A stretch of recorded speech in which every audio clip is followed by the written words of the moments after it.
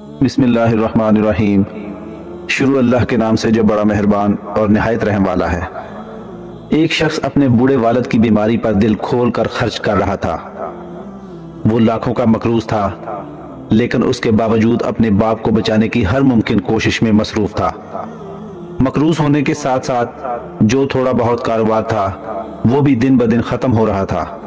दुकान से रोजाना की रकम उठाकर अपने वालिद की तीमारदारी और आने वाले मेहमानों पर खुशी से खर्च कर रहा था। एक दिन दुकान पर जाकर अपने बेटे से सारे दिन की रकम देने को कहा तो बेटे का सबर जवाब दे गया।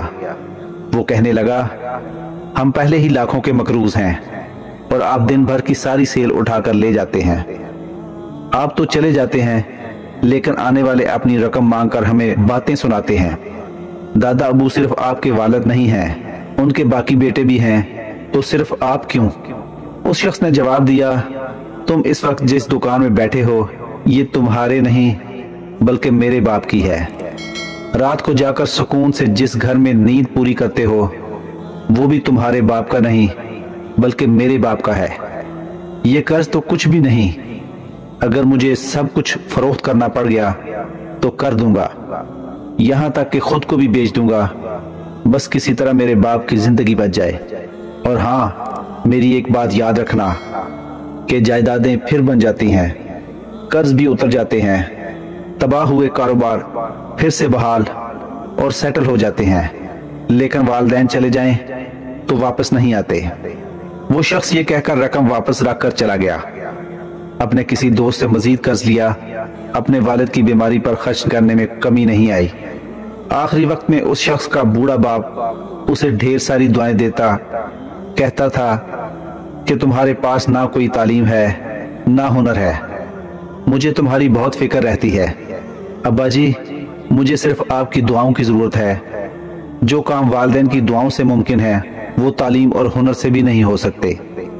कुछ अरसे बाद उस शख्स का बूढ़ा बाप वफात पा गया। वो बहुत ज्यादा सदमे में मुब्तला था। बड़ी मुश्किल से खुद को संभालने के बाद अपना काम फिर से शुरू किया।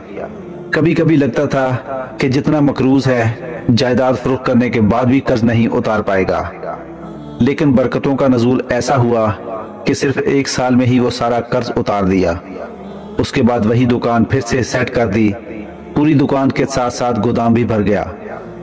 एक दिन उसी जगह बैठकर अपने उसी बेटे से पूछा, कर्ज उतर गया, दुकान भर गई, गोदाम भर गया, कोई कमी तो नहीं है? जी बिल्कुल, सब कुछ हो गया है।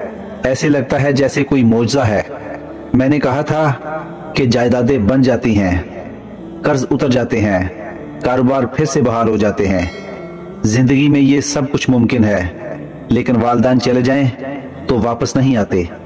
देखो आज सब कुछ हो गया, ये उनकी दुआओं का नतीजा है, लेकिन आज वो नहीं है। वो शख्स नम आंखों से ये कहकर चला गया और उसका वो बेटा कई घंटे बैठकर रोता रहा। आप सब भी ज़हन नशीन कर लीजिए, जायदादें बन जाएंगी, कर्ज उतर जाएंगे, तबाह हुए कारोबार फिर से बहाल हो जाएंगे, लेकिन वालिदैन चले जाएं तो वापस नहीं आएंगे। दोस्तों, वीडियो अच्छी लगी हो तो चैनल को सब्सक्राइब जरूर कीजिएगा। अल्लाह ताला आपका हामी और नासिर हो।